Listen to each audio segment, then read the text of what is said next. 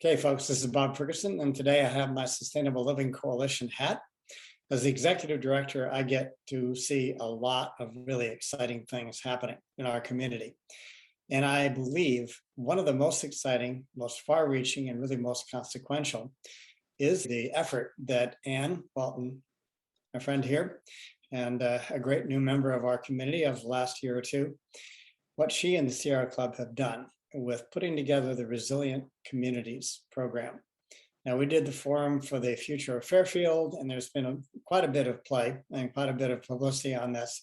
But I thought it would be really important to just reiterate what are we doing with that program, and to talk a little bit about the Walking the Talk series, the first movie coming out and showing at the Sondheim on Saturday. So, Anne, thanks so much for being here with me. Well, thank you, Bob. And of course, this is a topic that's important to both you and me and much of the community. So I think it's worth diving into a little bit. Absolutely. Just to give you a little bit of background, starting point, I think many of us had time to push the pause button during COVID. Not that we stopped our work in any way, but we took the time to reflect on what we were learning from the experience of the whole COVID event, which still continues today, but we are not in the depths of it that we were a year ago. And we at Sierra Club took advantage of that and said, let's really reflect on what we've learned from the COVID experience and where we are in Fairfield and as a global community, and reassess what our role needs to be to help move us forward to being a more resilient community. And by resilient, we just realized that change is happening very quickly. We're very focused, of course, on the climate crisis and the change that is occurring around us in the world that we're seeing in terms of climate and the impacts it's having on our community. But also COVID made us wake up and see that this is also an enormous change that's happening within the environment, socially, politically, and every other way that you could imagine. And so how do we examine all of that and take from it what we've learned and start to reprioritize how we need to be a more resilient community, how we need to be able to be more flexible in responding and recovering from the changes that are coming at us very, very quickly. So the first thing we did, of course, at Sierra Club was to look at our own work, and we spent several months in a process to develop a new strategic plan. And we really wanted to be very, very focused on those areas that we felt like Sierra Club could affect the greatest amount of change, realizing that this is only a small piece of what building resilience is all about. So we picked 4 thematic areas. Of course, climate change is the sort of primary area of focus. And within that climate change realm, we are also looking at renewable energy, moving towards zero waste, and also conservation of our wildlands and wild places. All of these we feel like are important to becoming resilient, but they're not the only things. And so we had to spread our wings and say, we need a larger umbrella here, not just Sierra Club's interests, but also take the temperature of our whole community and see what's important and what's happening in our community. And of course, as soon as we created this space for this larger umbrella to bring other components of our community into that, we realized that there's some very serious issues around housing and medical care and access to medical care and access to technology, which has been really important, particularly in regards to educational opportunities and so forth. And so we really wanted to bring the community together and say, what does resilience look like to our community as a whole? So one of the things we did, of course, was we had a round table sort of powwow and said, let's examine resilience and what that really means to the whole community.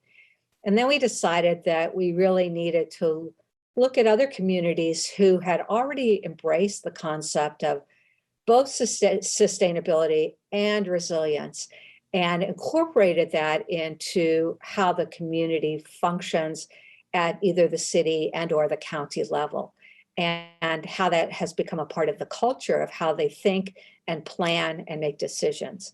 And so, of course, as you mentioned earlier, we had the Forum for the Future of Fairfield, looking at these models, what we call models of practice from other communities. And we realized that although in many ways we're a very progressive community and have addressed a lot of these issues around sustainability, that we had kind of slowed in our progress and not stayed abreast of all the changes that were happening around us. So we wanted to look at what other communities, where are they? What have they learned from the work that they've done? And so we looked at 4 communities around Iowa and had built a forum around learning about that. So we're still in the always in the process of educating ourselves and learning more and more from what's going on around us. But we really realized that in order for us to affect change in any way, meaningful way, and transition our community to one that's more resilient, that we need to look to the community as a whole. We can't look to the city, we can't look to the county, we can't look to singular individuals or organizations, but we collectively need to come together and identify where is the leadership within our community itself. And it's in very surprising places, corners of our community, you'll find some very effective leadership. Where are those partnerships that we can build and come together to create this model of resilience? And then the other thing is, where is the innovation? How can we think a little bit differently? In many ways, we have problems that have been very old and persistent problems, and now we have new challenges on top of that. You can't approach those in the same old way that you did in the past, and you can't create a resilient community by approaching and addressing problems and thinking about them as we always have. So where's the innovation? So there's 3 things that we're really looking at building here. One is finding the leadership, and not in always the most obvious places, creating the partnerships amongst organizations and community members that have not normally worked together, and then finding where the innovation, the new ideas are, both outside our community and within our community. And these are becoming sort of the foundational pieces to building a resilient community. And so the next step that we have that's coming up is we have started a film series that's called Walking the Talk.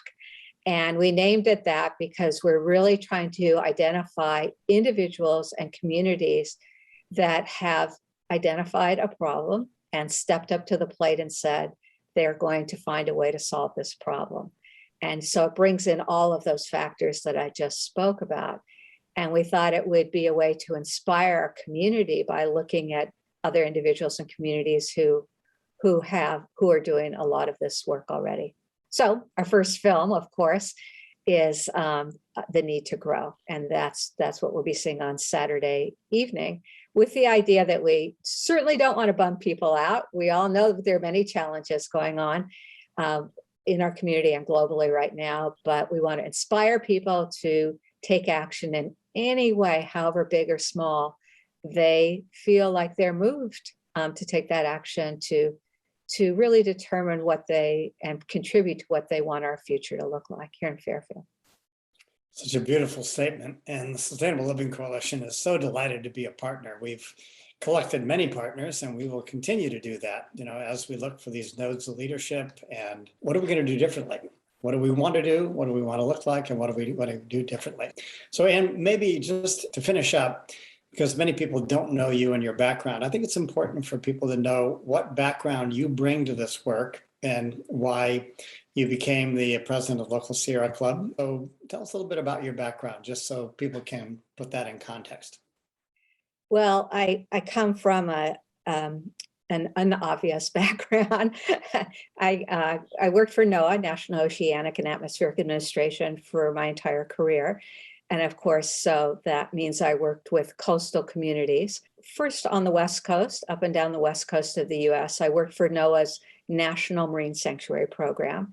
And my job was to, through community-based processes, help create new management plans we have 5 sanctuaries on the West Coast of the US. And I learned this through the School of Hard Knocks, how to work with communities and stakeholders.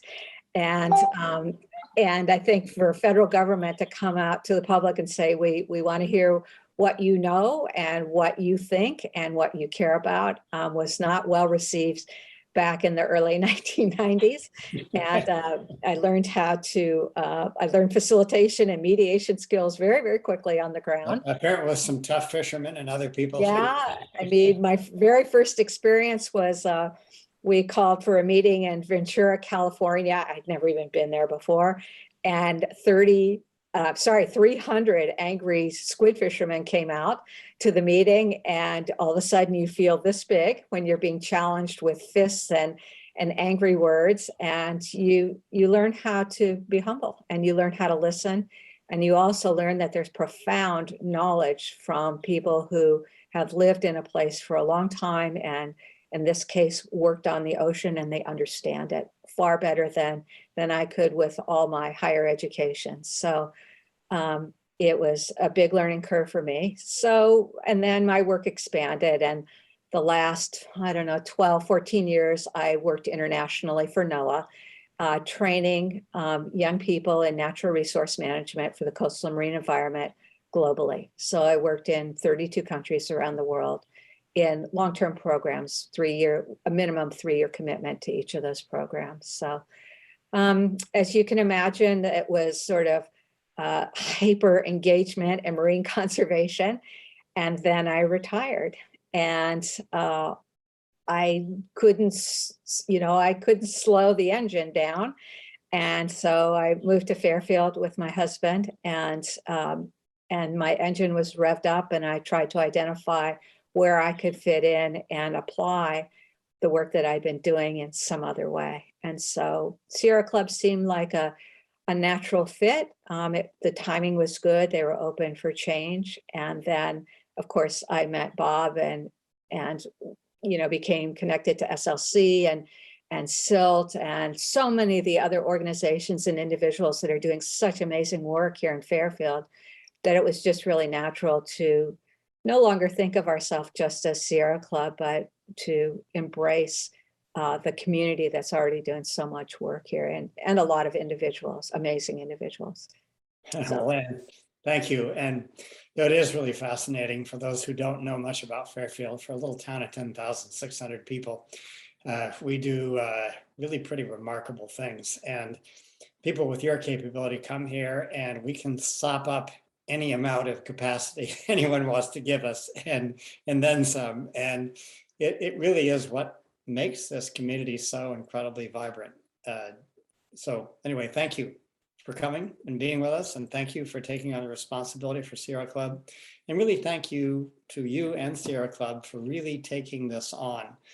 I know that you worked quietly for a year or so before most of us knew anything about this, and I think that was the right thing to do, to do the research and to build a very, very strong foundation. And from that foundation, we've really been able to expand. So anyway, I just wanted everyone to understand a little bit more about what this effort is, and come on out Saturday night. And this video will last beyond Saturday night. So just know that this is what we're up to. I'll interleave some information into this video, so that'll be fun. All right. Thank you, Anne. Thanks a lot, Bob. Take care.